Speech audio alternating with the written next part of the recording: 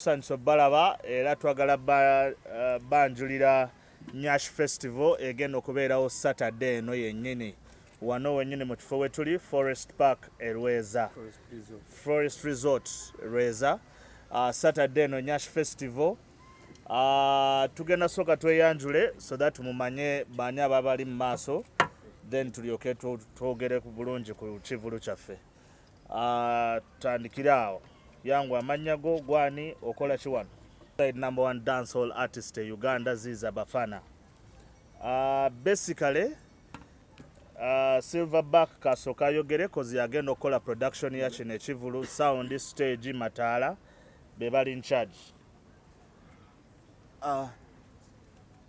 fe tubeesunze nnyo kyo kyolina okumanya production sound bikimuwa kiri ku bulaala ne kati netugendayo wansi musobola progress etukoze by Saturday tujaba tuli ku alaali abaana mubaleete abamabina abanyashi sound ejja kubaawo bulungi nga bwe tugamba weewaawo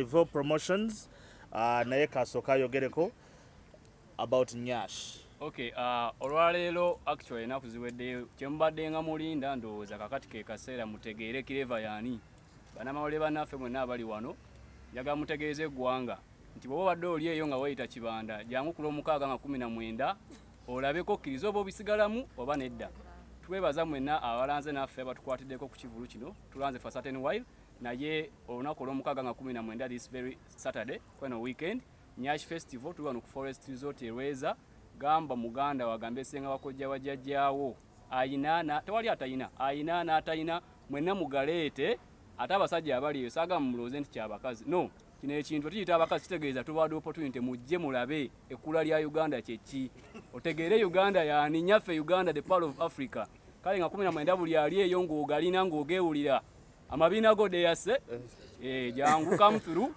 obakakase mbunno mulowooza nti mulina n'abaana balina content gye bali musuubire ebintu bingi tulinawo swimming pool tujja kukola pool party tulinawo games zonna tugenda ku campinga tujja kusulawo abaana ayagala tujja ku campinga ekiwalo campfire waliwo buli kirungi ba DJs bonna ne besasobola kumentioninga bajja kujja n'abaliwo mubalabyeko mujja kufuna performances okuva ku bayimbi bonna almost abakabi mu ggwanga era abaana abataze ng'omanyi wesiwo mu kubakabi naye buli wakabi agenda kubawo nga 19 so twagala okubategeeza nti kigenda kubeera kikwafu era kigenda kubeerangawo every after time tujja kuba tukironkinga. We thank you so very much. Okay.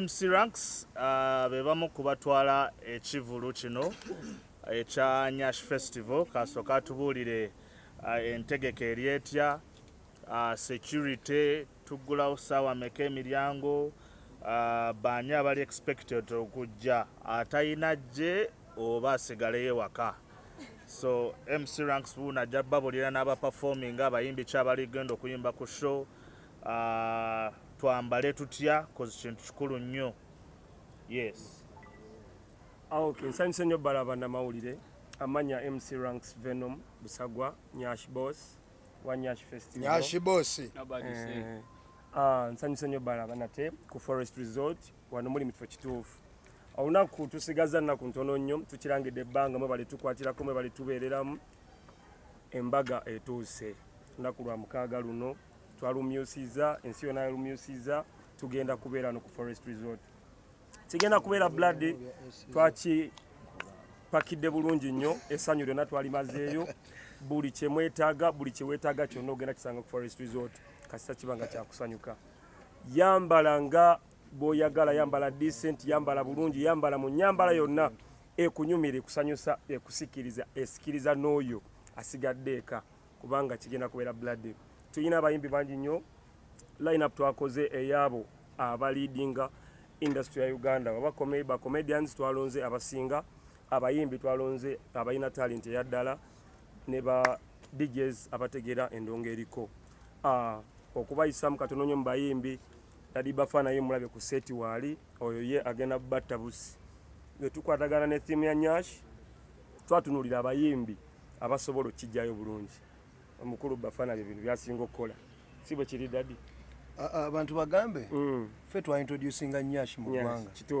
bwe tukuba pomini kuba kunyeenya kati bwe tuba tuvudde mu nsolo nga tumaze okukola ebiraalo kati tuba tugenda mu kwepiica kuba kino kibira bwe tumala okusanyuka konna kubanga buli musajja kyasinga okunyumirwa mu nsi eno kulaba ku kabina ka mukazi ekyo oba okubira paapa simu oba okubira ani oba gwe weekwesemu oba gwe pulezidenti walina eggwanga era okuzaala gw'olina wasobola kulaba Nyash nga zikola ki zenyenya so kati ezo Nyash tusazeewo tuzipromotinga kuba mu Africa wano Nyash kikyamakulu nnyo nnyo kijjayo kavi zonna ensi zeenoonya so abantu tebalina kusubwa kino abasajja be bagenda osinga obungi kubanga ekirabo kyabwe kyekino oba ekyo kyebaagala nkimanya abasajja balekayo amamotoka gonna naye nga balina okulaba akabina omukazi nawe oba mubi mu face naye kasitoba n'akabina omusajja tosobola muyitako mpumbye okwo kwongerezaako abayimbi line-up nene nnyo nga nagambye bafana wali tulina Shakira Carol Kasita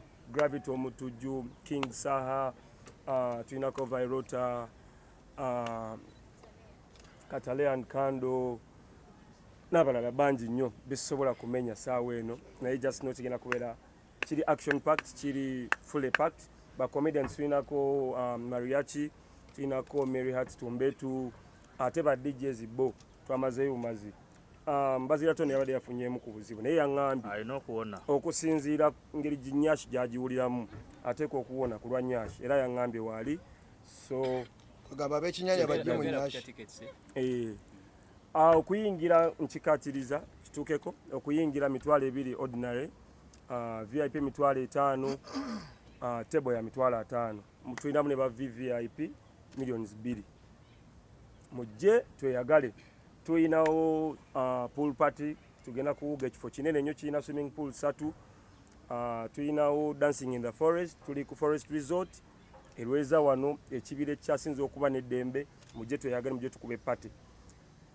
abatagenda kubeera ku event eri wansi gwasalawo n'olaga buli nsonda ya ekifo kino twakitaddemu essanyu abagenda okubeera mu kuwuga abagenda okubeera mu mazina abagenda kunyumirwa muyimbi twazimbye stage eri wansi doomu ya Kabinyo Silverback Events ababuulidde lights nnungi security twaleese abasajja ba Uber we bali okukikwasaganya buli kimu tulina ne Uganda Police tuyina buli mbeera yonna esobola okukuuma ng'oli safe nnyo kola olunaku parking nene nnyo nnyo tomalaawo ne ba parking guides abakabi ababikolera ddala ababikuguseemu motoka yo nga bw'ogireese bw'ogisanga yadini bafana nakusazeeko Nyash soko ojogereko then tudde mu bibuuzo yo watch me no pomini boom fire yo bannayuganda mukimanyi tuli wano lwansasage yakusanyuka engeri gye tukulembera amasanyu gye tubeera nga twagala abantu babeere happy nereerera tuleeseyo ekyakabi oba tujoyininze ekintu kino okusobola okuba nga abantu bafuna essanyu lwaki tuli wano fe abasajja bino byebisinga otunyumira ebintu bya Nyash era kyovolanga ennyimba zaffe okuva twatandika n'ezipomini abantu muzze muziwagira okusinga ennyimba endala zonna muziwagirira mu bikonde naye nga mmwe musinga okukola ki okunyumirwa Nyash tuli wano abantu banyumirwemu abakyala ye time yammwe mubeere yewammwe mu bisenge nga bbaawo takugambako mbu wakula bulungi so kati ene time ojje mu lujjudde lw'abasajja bagaye nti wakula bulungi nga Nyash eri bweru tugenda kuba mu swimming pool mwe tugenda oyimbira nze bwe nagambye banteeke wali kuba nyumirwa nnyo okulanga abaana bali mu swimming pool anti omwe tebajjamu na gomasi mu swimming pool bajjamu ng'oli muziri ezijjayo omubiri so mwebale kujja bannamawulire ate era mututuusiza ensonga zino ku bantu olunaku lwa Saturday tugenda kubeera nze ne bayimbi bannange bonna n'ebirala byonna bigenda kuba birungi so mujje mwenna abakyala n'abaami tunyumirwe abakyala mwe muyina ekintu ate ffe abasajja ffe tulina amajja n'amaaso kati ffe mujje tuliise ku maaso tomanya gravity engeri gyaliwo ayinza obba twamukwepiica kuba tuli mu kibira ate kiyoyoote abatakiraba nkojangu olaba ekibira ekiri mu site wakati nga tokyetaaga kgenda mu bibira bya kaluma olina kujja wano so nze mbayita mwenna mujje ate mumanyi kigenda kuba kijjuvu obupiira si bya bupiira mpozi nga bajja negina emipiira gy'omu mazzi n'okusamba naye nga gavumenti y'ebyobulamu yabannyonnyola engeri gye bali nti tebawummuza balina okuba nga era protection otambula nazo buli boolaga in case ezo zolina oba nazo kibanga omujaso oyinza otambula nga tolina mmundu kati olina okuba ne mmundu so mwenna abanyumirwa ensolo mujje muzirabe ate n'abalaalo mujje tuzirunde kuba zo ziri ready tezigana nkukulundibwa. Nimrod yasinga okumanya ebintu ebyo yategeka parties ez'abasingo yateeka parties ez'abanyashi kati yagattiddwako Venom akati ekiri wano busagwa. So tubalamusiza Nyande, we love you, big up on yourself everybody. Okwongereza ku nsonga ya Bafana nansonywamu, okwongereza ku nsonga ya Bafana tetufuddeyo ku size ya Nyash, tetufuddeyo bakanyenya oba tekanyenya, kasongovu kanene katono banange mujje mwenna andi n'atakalina alina okujjala bakalina akalina alina okujjala be abatakalina kuba alina talaba nko batakalina ate n'alina tugenda kujjayo amakulu Nyash, tugenda kujjayo ekintu Nyash festival kolo, tujja kulonda Nyash Queen. So bambi alieka jangu olabe ani Nyash Queen. Balabye empaka z'abannalulungi ne balabye empaka z'abobuzito ne balabye empaka z'abakavi kati balaba nkate z'ababubina amatama g'emabega. Okay, mujje mulabe Nyash Queen, tugenda mulonda ebisigadde byonna essanyu lyonna jangu olisange ku Forest Resort. Tubayise mwenna banange mujje mu bungi ku Forest Resort. Olunaku lwa mukaaga 19 2023 bategeeze nti 10 abanasooka okujja mu budde bwokuma tugulawo sawa nnyo emiryango 10 abanasooka okujja nago ku makya Ivo Promotions ujja bafunia ticket 10 buli omwana ake sawa nnya kudda waggulu. Weewaawo kivulu kya buseegu so sagala abantu bagane abaana baabwe oba ki okujja ekivulu kya ssanyu kya kweyagala kya kunyumirwa just good vibes okitegeera but of course tekitugaana ate kulagako kye tuyina especially abaana b'obuwala so mwambale according munyume kintu tukikwasaganye. Waliwo alina kyabuuza nga tebanagenda mu bibuuzo Nimrod ffe nga ba MC tufuna najja n'atufuukira ekizibu olugamba otandika ssaawa 4 ng'okimanyi nti n'oli muyimbi muto ssaawa 3 beera ng'otuuse tetwagala otuuke eri nga shetandise okubuuminga olwo Bafana batandise okuyimba bagravite ate gwe ojja otugambye mulekwanze ndi muyimbi ssaawa 4 emirango gibagaba gimaze okuggulwawo ng'omuziki gutandise jangu tuyiseemu eggaali nabana abayimbi abajja tulina abayimbi abajja najja lugamba mwana nne gye ngenda mubende ngenda wano bannaye oba okimanyi nti oyina shokolo keera abayimbi oyimbe mu tayimu yo ogende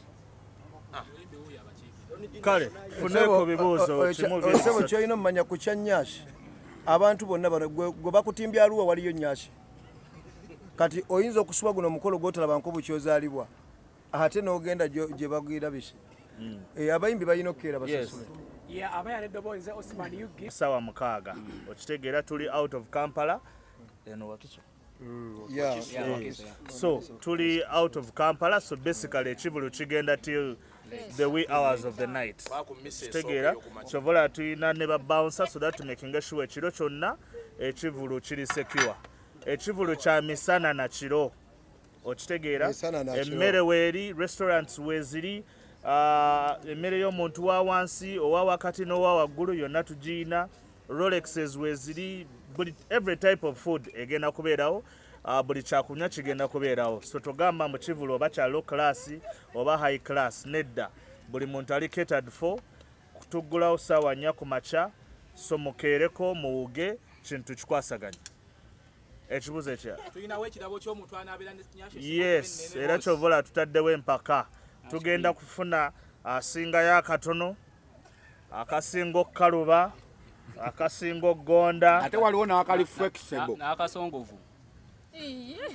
babinzije mukamwa so ebirabo weebiri tugenda kwawadinga abantu nga 5 weewaawo eryo nayina akatono nga tekeenyeenya ogutali musango empaka ezo abagendo zisale kati ate waliwo asinga ffe ababiri ffe ababiri bajjaji baabano weebali bajjaji yeffe ffe tumanyi obubina obwaddala bajjaji yeffe kuba tetutyanga kukulaga abantu bubina kiki kati simanya ni gwe mwagala ate kuleeta kujajinga zinenze nje okubanga ntestinga ajja kujajinga ntestinge naye omalako gwe okutestinga Can you test a big Nyash when Testing, you are small? testing. When you are small man. Ratio. Yes, ebibuuzo ebirala.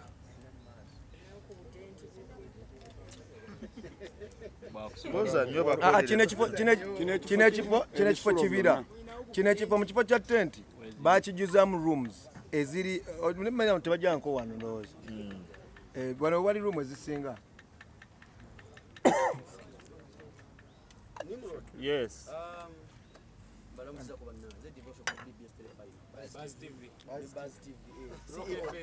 Akati okuwumbawumba omanyi ffe tugenda kulaga amawulire gano okuwumbawumba ekigambo kino public leme kitwala mu bubi tuyinza kukozesa linnya ki na kigambo kye tuyinza okukozesa Nimrod kino ekibuzo kigenda eri ggwe Simba wakatya.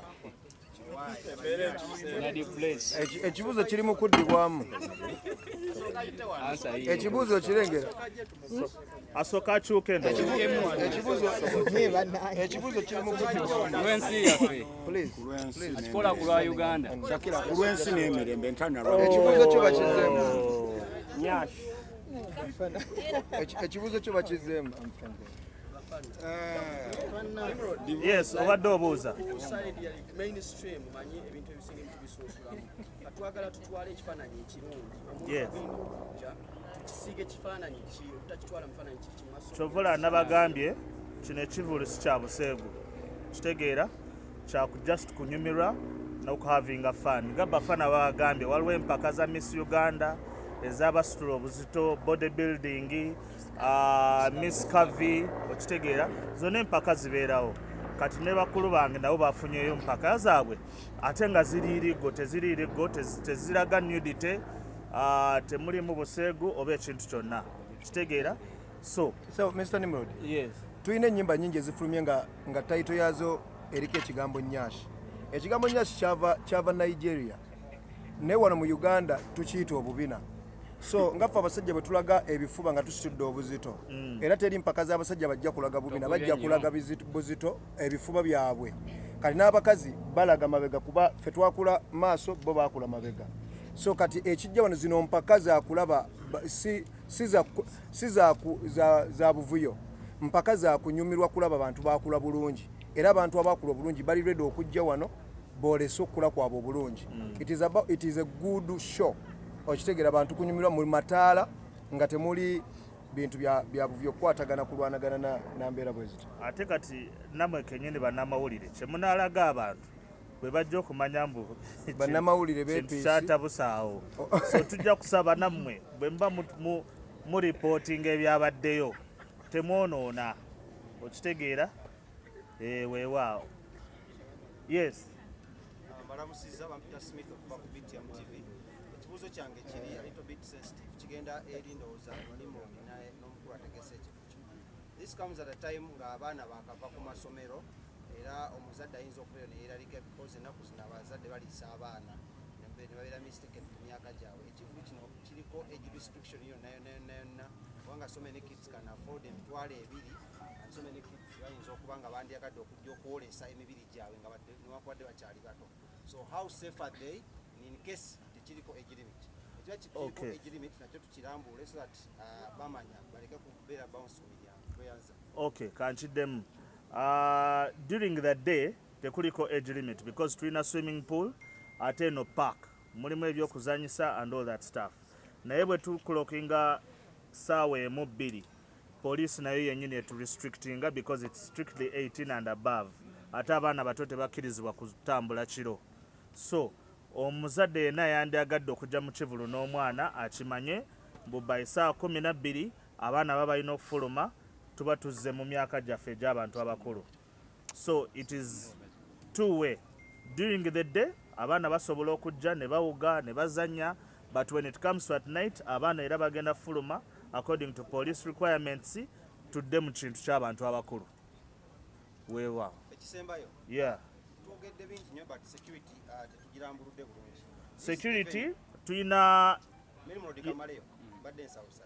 Given the fact that Muneno Park ina a lot of sports eziri awo abantu bayinza okweraliikiriramu oba oli awo. So twagala abatunyonyomu ko security egenda kubeera wa etya okuva ku luguudo eri ku main road okutuuka wano safety y'abantu n'abantu nga bali mu kivulu kino given tiwagenda kuwaawo emisana n'ekiro omuntu abeere shuwa muno wabaze n'essimu ye kati ngafa bakwata Samsung ojja kubeera shuwa nti nina okuddayo ne Samsung bweyambala Jordan ojja kubeera shuwa nti nno olina okuddayo nayo ate bagikwambudde nyatulambulemu ekyo tusobola okwashuwalinga abantu baffe kino banajja bagenda kubeera safe ate baddeyo nga bali safe.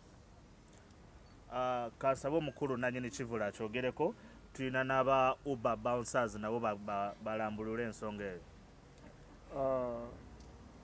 Ekifo okuba nti kinene kirina sports bweziti ez'enjawulo nga bwogambye twakwataganye ne Uber ne tuleeta abamala ne tuleeta Uganda Police ne tulonda abantu abamala ne tukwatagana ne UPDF era ne tuleeta abamala n'aba intelligence abatagenda kubeera mu uniform naye nga baliwo okulaba nti buli muntu yeeyagala naye nowa Uber ndowooza ayongera asobola okwongera okulambula kuba ekifo kyonna yakirambula n'amanya buli ngeri yonna gyasobola okukwasaganya buli muntu.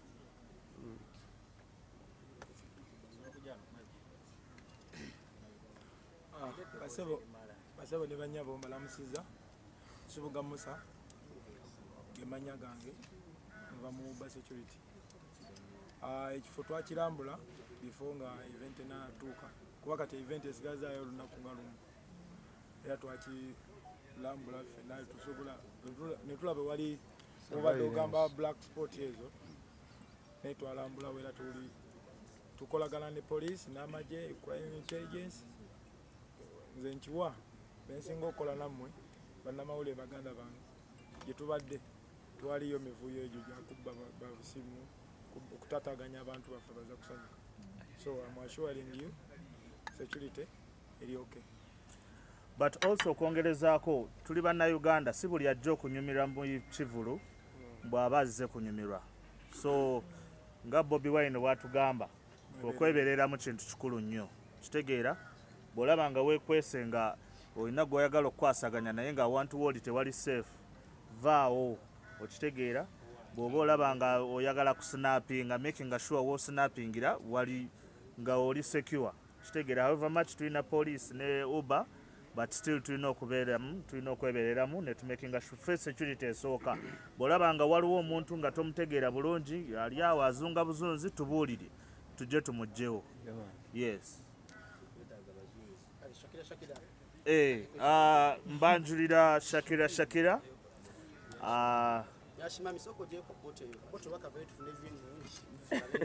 okay asooka tuwe naye obugambo bubiri busatu y'omu ku ba judges.